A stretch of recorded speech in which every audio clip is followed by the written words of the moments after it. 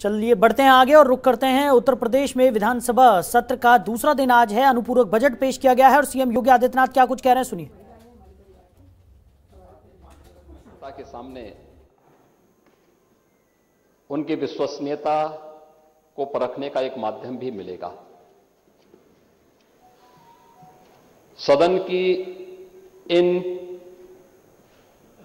लगभग 5 वर्षों के अंदर चली कार्रवाई की जो समृद्ध चर्चाएं रही हैं वो अत्यंत महत्वपूर्ण रही हैं,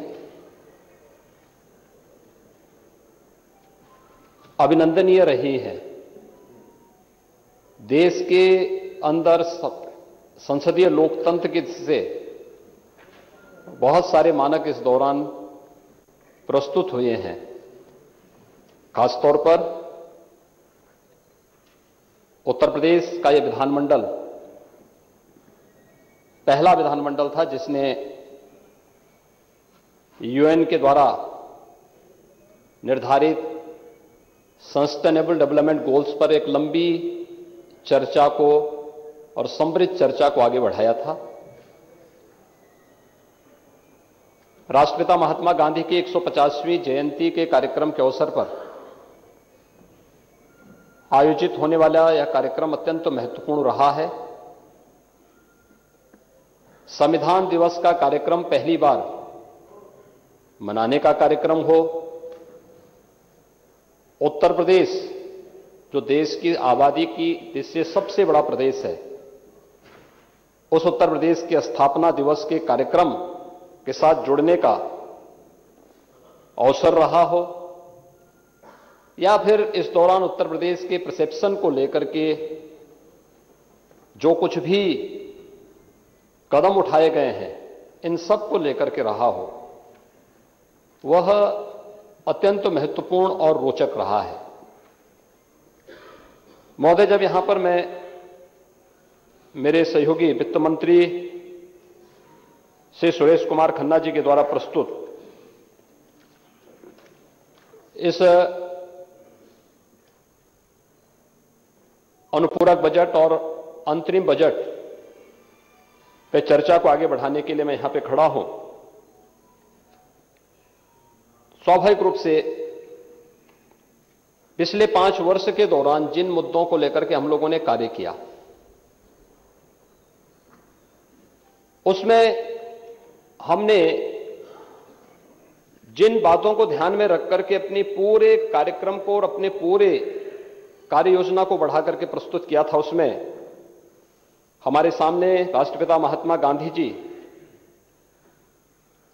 की पंक्तियां भी बराबर हमें अनुप्रेरित करती थी कि धरती माता प्रत्येक मनुष्य की आवश्यकता की पूर्ति तो कर सकती है, लेकिन हर व्यक्ति के लोभ की पूर्ति नहीं कर सकती।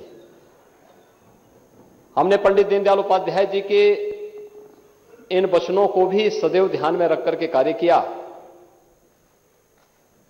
कि आर्थिक योजनाओं का आर्थिक प्रगति का माप समाज के ऊपर की सीढ़ी पर पहुंचे हुए व्यक्ति नहीं, बल्कि सबसे नीचे के पायदान पर विद्यमान व्यक्ति से होगा।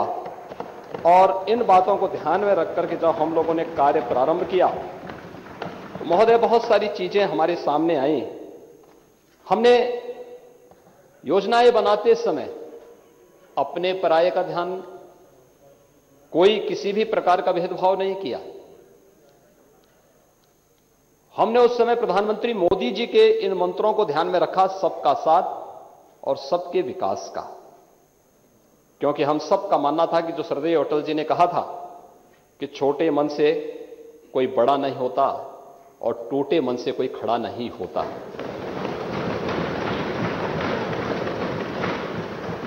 हमने केवल एक बात माना था कि आदमी न ऊंचा होता है न नीचा होता है, न बड़ा होता है न छोटा होता है, आदमी सिर्फ आदमी होता है। और इन बातों को ध्यान में रख करके हम लोगों ने कार्य किया। यद्यपि कहने के लिए हमारी सरकार को 4.25 वर्ष पूरे होने जा रहे हैं, लेकिन अगर हम सही मायने में देखेंगे तो सरकार को कार्य करने का कुल 3.5 वर्ष का समय ही मिल पाया। लगभग 20 महीने का समय तो कोरोना महामारी से जूझते हुए देश और दुनिया ने गुजारा है, लेकिन एक संवैधानिक व्यवस्था है और उस संवैधानिक व्यवस्था के तहत चुनौती आती है तो चुनौती ही व्यक्ति की सही परीक्षा भी लेती है। कोरोना कालखंड में दुनिया की बड़ी बड़ी ताकतें पस्त हुई, उसके सामने नतमस्तक हुई, लेकिन देश के अंदर प्रधानमंत्री मोदी जी के नेतृत्व में कोरोना के खिलाफ देश की लड़ाई को जिस मजबूती के साथ आगे बढ़ाया गया वह अभिनंदनीय है। 135 करोड़ लोगों को वैक्सीन फ्री में वैक्सीन उपलब्ध करवाने की कार्रवाई हो, 80 करोड़ लोगों को देश के अंदर प्रधानमंत्री अन्न योजना के माध्यम से फ्री में राशन की व्यवस्था हो, या फिर फ्री में टेस्ट, फ्री में उपचार की व्यवस्था हो। कोरोना महामारी इस देश की एक ऐसी महामारी थी जो दुनिया के अंदर पहली बार इस प्रकार का वायरस आया था, तीव्र संक्रमण था, और उस संक्रमण की चपेट में जो भी आता था वह उससे संक्रमित होता था।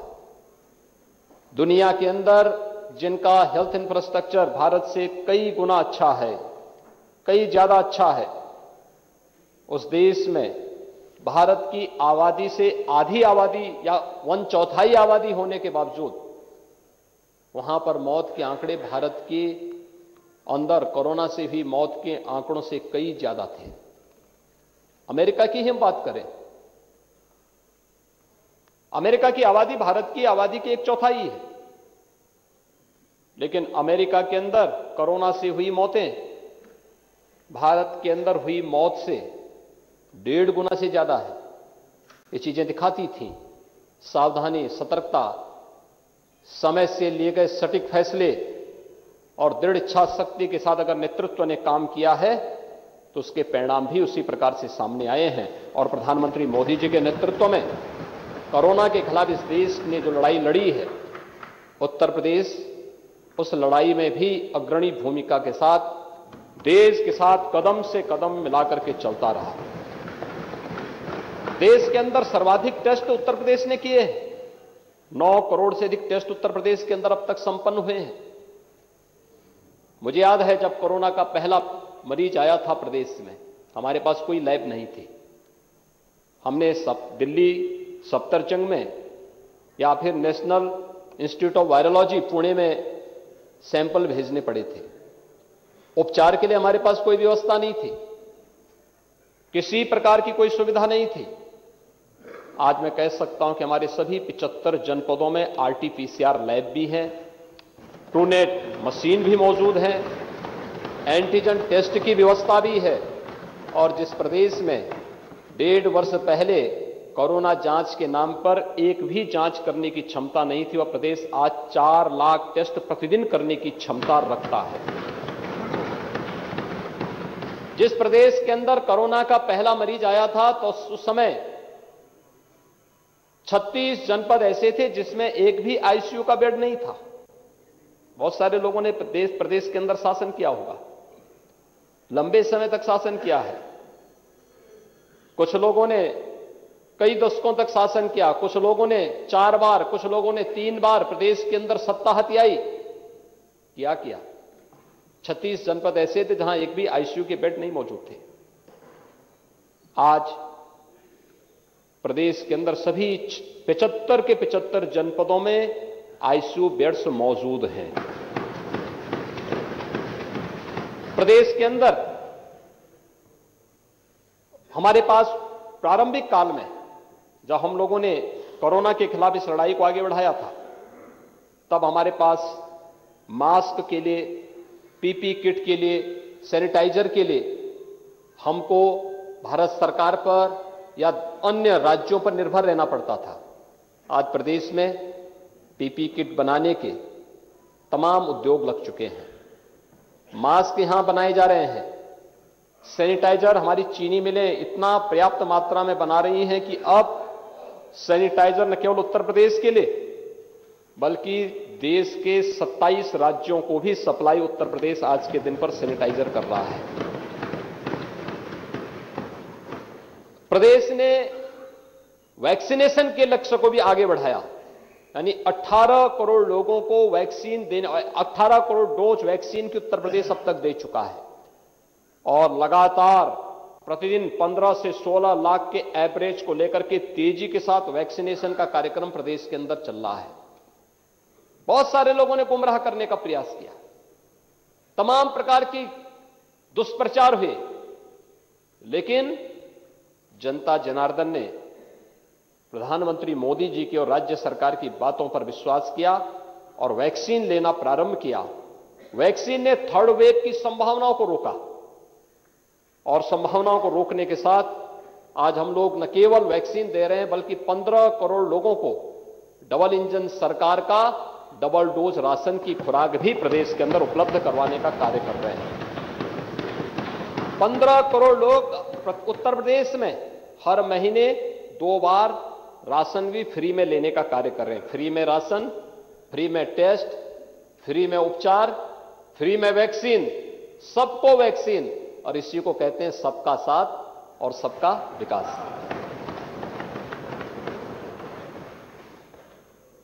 महोदय, यही तो महाभारत में कहा था। महाभारत के शांति पर्व में एक चर्चा आती है, जब भीष्म पितामह सरसैया पर लेटे होते हैं तो उस समय युधिष्ठिर उनके पास जाते हैं और उनसे पूछते हैं कि वास्तव में राजधर्म क्या है, क्योंकि बहुत सारे लोग ये मानते थे कि परिस्थितियां राज्य को या राजा को बाध्य कर देती हैं अपने अनुरूप चलने के लिए। लेकिन भीष्म पिता ने कहा नहीं, ऐसा नहीं है। उन्होंने कहा राजा कालस्य कारणम, योग्य राजा है, योग्य शासक है तो वह परिस्थिति के अनुसार नहीं चलता बल्कि परिस्थितियों को अपने अनुरूप मोड़ता है। और भारत ने उन परिस्थितियों को अपने अनुरूप मोड़ा है। हम कोरोना के पीछे नहीं भागे बल्कि कोरोना को पीछे भागने के लिए मजबूर किया। आज सारे पर्व और त्योहार बहुत शांतिपूर्ण तरीके से मनाए जा रहे हैं। विकास की सभी गतिविधियां युद्ध स्तर पर आगे बढ़ रही हैं और उन स्थितियों में हम लोग अब आगामी विधानसभा चुनाव के लिए भी पूरी मजबूती के साथ जनता के दरबार में जाने की तैयारी भी कर रहे हैं। और इसीलिए इस अनुपूरक बजट को लेकर के आज हम सब यहां पर उपस्थित हुए हैं। महोदय, यह अनुपूरक बजट लगभग 8500 यानी 8500 करोड़ रुपए का है, जिन पर मैं अभी चर्चा करूंगा। और लेखानुदान जो हमारा अंतरिम बजट है, लेखानुदान 2022-23 का विधानसभा चुनाव और नई सरकार के गठन होने तक सरकारी कामकाज में किसी प्रकार का कोई व्यवधान न हो और सभी कार्य हमारे चलते रहें, इस दृष्टि से लगभग 5,45,000 करोड़ रुपए के आसपास का यह हमारा लेखानुदान भी इस सदन में प्रस्तुत किया गया है, जिस पर यहां पर चर्चा होगी। ये चीजें बताती हैं कि दुनिया के अंदर आज भी आप देखेंगे बहुत सारे देश हैं जो कोरोना से बुरी तरह प्रभावित हैं। अमेरिका के अंदर, रूस के अंदर, चीन फिर से लॉकडाउन की तरफ चला गया है। यूरोप के कई देश प्रभावित हो रहे हैं, कोरोना के मामले तेजी से बढ़ रहे हैं। तमाम अफ्रीकन कंट्रीज हैं जहां पर ये चीजें तेजी के साथ आगे बढ़ी हैं। लेकिन हमारे यहां पहले चरण का रहा हो, दूसरे चरण का रहा हो या तीसरे चरण के बारे में जो विशेषज्ञों ने आशंका व्यक्त की थी, कोई कहता था अगस्त में आ ही जाएगा, कोई कहता था कि सितंबर में आने से कोई रोक नहीं पाएगा। लेकिन हम लोगों ने कहा ना अगस्त में आएगा ना सितंबर में आएगा, हम दोबारा सरकार बना करके आएंगे और फिर तीसरे वेव को भी रोकेंगे। और इसीलिए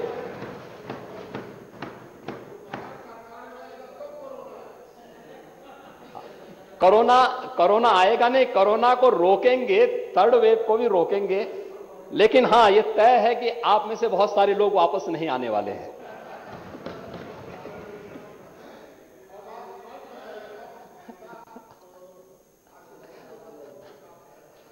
चलिए, मैं एक श्राप नहीं, मैं आज शुभकामना देता हूं कि आप जैसे हैं ऐसे बैठे रहें, यहां के लोग ऐसे बैठे रहें।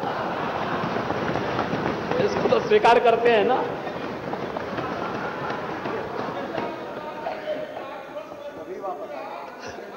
हाँ, हम यही तो कह रहे हैं कि सभी लोग वापस आ जाए, आप वहीं बैठे रहें, ये लोग यहां बैठे रहें।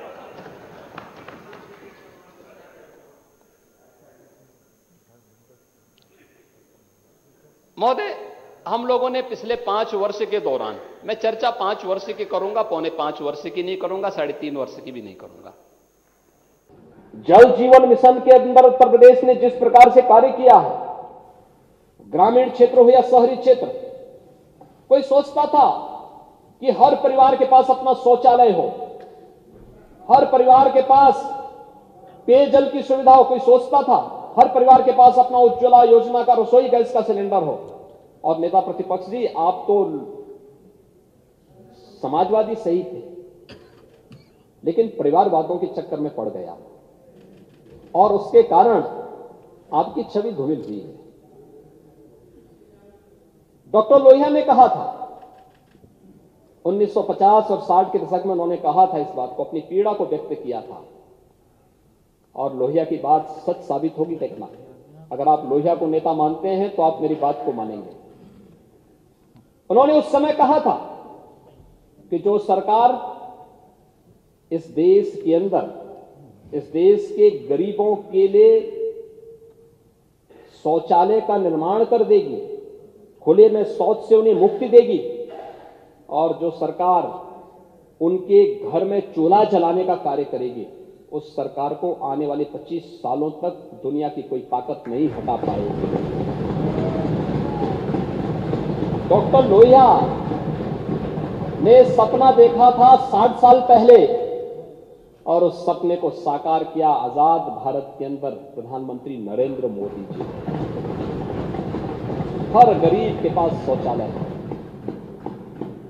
हर गरीब के पास रसोई गैस का कनेक्शन है, हर गरीब के पास फ्री राशन का कार्ड, हर गरीब के पास आयुष्मान भारत का 5 लाख रुपए का राशन, 5 लाख रुपए का गोल्डन कार्ड, और हर गरीब के पास विद्युत का फ्री में कनेक्शन। इस सपने को किसी ने साकार किया है तो भारतीय जनता पार्टी की सरकार ने किया है। क्या कर रही थी पिछली सरकारें?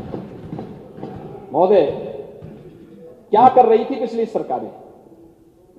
अगर हम लोग उस दिशा में चलें तो मुझे लगता है कि सरकार जनता के बोझ को कम करने की बजाय जनता पर ज्यादा बोझ से बनी हुई थी। पिछली सरकारें ये जनता के लिए बोझ बन चुकी थी। क्या होता था प्रदेश के अंदर?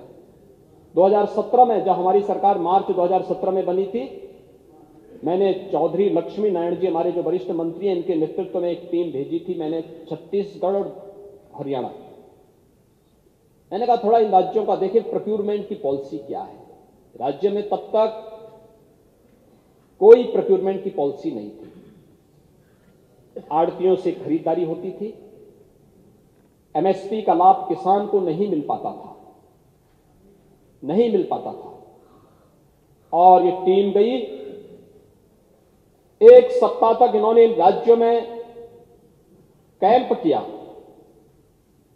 वहां देखा, और फिर बकायदा वहां के प्रेजेंटेशन को लेकर के लोग यहां पर आए थे और फिर मेरे सामने, पूरी हमारे अधिकारियों के सामने इन्होंने उसका प्रेजेंटेशन किया था।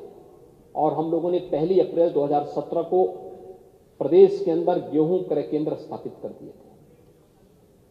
19 मार्च को 2017 में हम लोगों ने शपथ ग्रहण किया था। खबरों के निष्पक्ष विश्लेषण के लिए सब्सक्राइब करें Jantantra TV and press the bell icon. Never miss any update.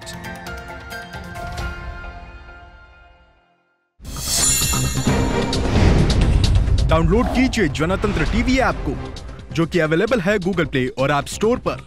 अधिक जानकारी के लिए अभी डाउनलोड करें।